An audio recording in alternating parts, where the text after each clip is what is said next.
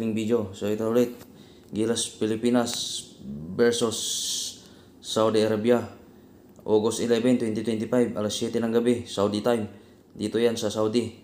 Siguro kung sa Pilipinas, mga ano na yan, alas 12 na ng gabi. Mag-uumpisa, matapos yan ng mga alas 2 ng madaling araw kung sa Pilipinas. So ito yung mga player natin. So yan sila. So ipapakita ko na sa inyo yung mga player natin, tsaka player ng kalaban. So yan. So yan lang. So yan. Ito yung mga player ng kalaban na anuhin nila.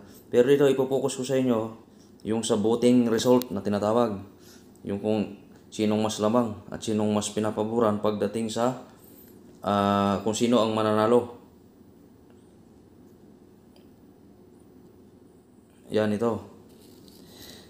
So ito siya, nakaboto ko 80% sa Gilas Pilipinas, 20% sa Saudi Arabia.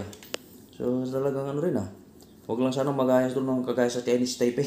Kasi yung Chinese Taipei na kumbaga ang laki na lamang ng Gilas Pilipinas sa botohan Pero ganoon talaga buhay. So rin na lang natin. Pray natin na manalo ang Gilas Pilipinas. Or manalo man o matalo, suportahan natin ang Gilas Pilipinas. So ayan lang guys. Maraming salamat guys.